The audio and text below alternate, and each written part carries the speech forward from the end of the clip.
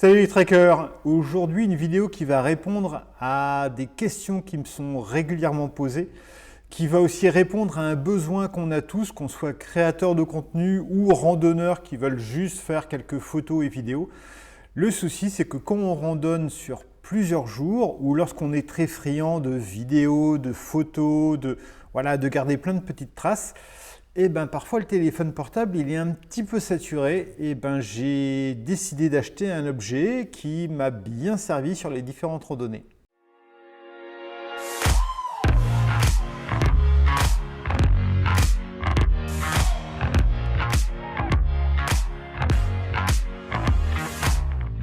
Alors cet objet c'est une petite clé USB.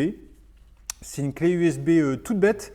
Mais l'avantage de cette clé USB, c'est que vous avez deux ports. Il y a un port USB-A classique que vous pouvez mettre dans l'ordinateur. Si vous avez un port USB-C, vous pouvez mettre un petit adaptateur, bien sûr. Et vous avez le petit port pour votre téléphone portable. Donc moi, j'ai un iPhone. Le gros plus, c'est que quand je fais des photos, des vidéos, j'avais plein de petites interrogations. La première interrogation, c'est est-ce que je vais pouvoir filmer ou enregistrer suffisamment de photos sur mon téléphone pour pouvoir faire toute ma randonnée? Et c'est vrai que j'avais pas mal de randonnées où je commençais à stresser un peu, où j'étais obligé de faire des dérochages, c'est-à-dire que le soir, ou même sur la pause du midi, je revisionnais les vidéos que j'avais pu faire, je revisionnais des photos, et je me disais non, celle-là, elle n'est pas intéressante, je la dégage. Cette vidéo-là, en fait, je m'y suis pris 2 ou 3 fois pour faire la bonne scène, donc je vais essayer de cropper, de couper pour prendre un petit peu moins de place.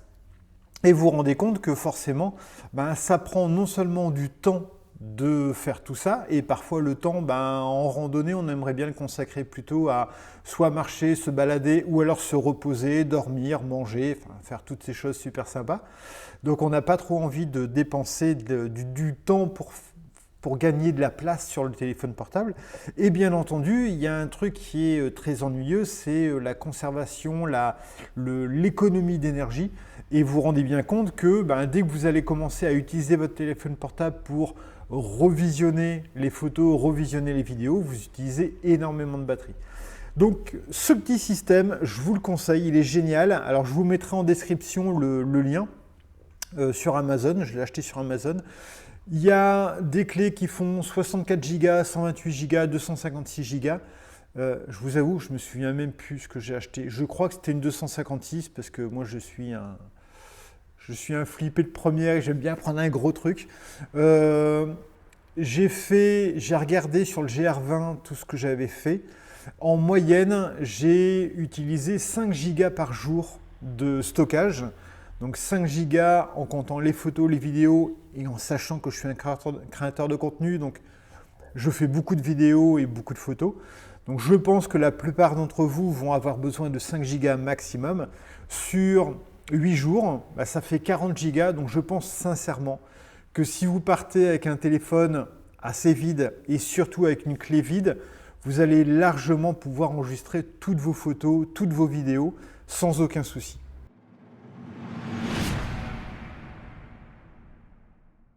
Lorsque vous voulez sauvegarder les photos que vous avez pu faire, là je vous ai remis quelques photos du GR20 et des vidéos pour vous montrer. Lorsque vous voulez sauvegarder ça, c'est pas compliqué. Vous prenez la petite clé, vous allez au niveau du port Lightning, donc le port pour votre téléphone portable. Vous l'insérez. Généralement, voilà, il reconnaît la clé, vous lui autorisez. Il vous dit la taille qui reste sur la clé, donc ça c'est très intéressant. Vous sélectionnez les photos que vous voulez mettre ou les vidéos. Donc là, je vais sélectionner 2-3 choses. Je ne vais pas tout sélectionner, c'est vraiment pour vous montrer. Et je fais OK. Et là, en fait, les fichiers vont se copier. Voilà, ils sont en train d'être copiés dans le répertoire. Hop, heureusement que je n'ai pas tout fait. Alors parfois, c'est un peu long parce que forcément, les vidéos prennent beaucoup plus de place que les photos. 3, 4, voilà. Ça, c'était des photos, ça va beaucoup plus vite. Ensuite, on va avoir 5 et 6. Donc là, c'est ce que je vous disais, l'espace qui reste à la fois sur l'iPhone, hop, Est-ce que je veux supprimer les données ou est-ce que je veux sélectionner les éléments que je veux supprimer? Alors, je ne veux pas supprimer les données. Est-ce qu'elle me plaît? Oui, c'est super. Voilà. Et voilà. Donc là, tout a été copié sur la clé USB. La possibilité, c'est de définir où je veux copier. Donc, est-ce que je veux copier les photos à partir de l'iPhone? Donc, de l'iPhone, je veux sauvegarder sur ma clé. Ou à l'inverse, est-ce que je veux copier les fichiers à partir de la clé et que je veux la renvoyer sur l'iPhone? Vous pourriez très bien, par exemple, vouloir envoyer des photos à des amis ou à des gens avec qui vous avez pu faire une rando, des photos qui sont sur la clé, et là, vous remettez la clé, vous transférez sur l'iPhone et vous pouvez renvoyer. Donc voilà, le système est très très simple, c'est vraiment pas compliqué. Je peux afficher les fichiers, je peux déterminer, là vous voyez j'avais déterminé les différents jours pour ranger mes fichiers bien comme il fallait, et je peux bien sûr aller dans un fichier, hop, ici, donc là c'est un fichier vide, j'ai choisi exprès, et on peut sélectionner le fichier pour ensuite, voilà, aller sélectionner les photos que je vais vouloir insérer dans le fichier.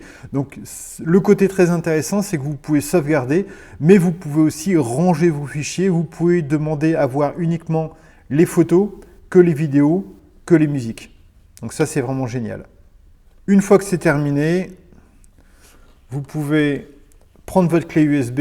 Si vous voulez, si vous rentrez chez vous, si vous avez accès à un ordinateur, là, il vous suffit de prendre la clé USB du côté connectique USB-A ou USB-C si vous mettez l'adaptateur, et ensuite vous le mettez sur l'ordinateur et vous transférez toutes vos photos. Voilà, vous voyez comment ça fonctionne, c'est très très simple. Alors pour moi, cette petite clé, elle a 3 avantages énormes.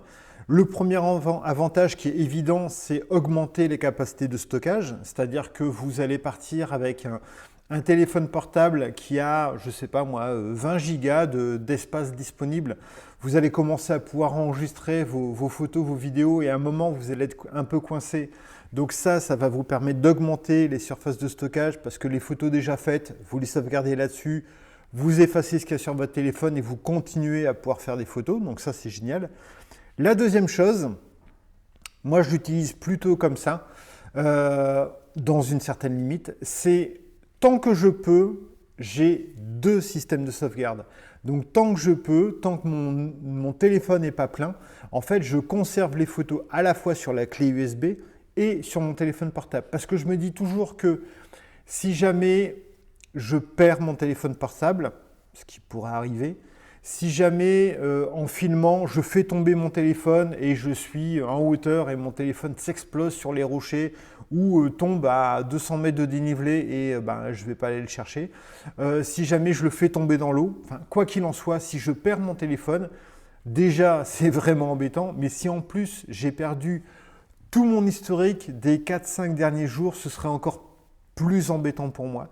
Donc l'avantage d'avoir les photos et les vidéos à la fois sur son téléphone et sur une clé que vous allez mettre par exemple dans votre sac, ou vous allez laisser dans une poche, ou que vous allez donner à un partenaire de rando, disons que ça permet d'avoir 2 sauvegardes, 2 photos, vidéos, 2 archives dans des endroits différents. Donc je trouve que ça c'est vraiment quelque chose d'intéressant. Alors comme je vous disais, je fais un mixte, c'est-à-dire que souvent je mets la plupart des photos et vidéos sur le téléphone, et quand je vois que mon téléphone est plein, bon tant pis. Je mets qu'une sauvegarde sur la clé, mais j'essaie toujours de garder un max pour avoir au moins 2 sauvegardes si c'est une randonnée très très longue. Si c'est une randonnée qui va être courte, sur 4-5 jours, généralement sur le GR30 par exemple, j'ai largement de quoi mettre tout sur mon téléphone, mais je fais aussi une sauvegarde sur ma clé USB.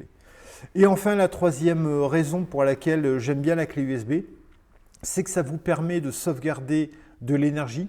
Si vous sentez que vous êtes un peu ric-rac en énergie, parce que soit votre powerbank est quasiment vide, soit vous n'avez pas pu recharger régulièrement votre téléphone à des bornes, dans des accès, dans des cafés, dans des villages, dans des gîtes, vous n'allez pas commencer à vous amuser à faire un editing, une sélection en virant les mauvaises photos, en virant les mauvaises vidéos, tout ça.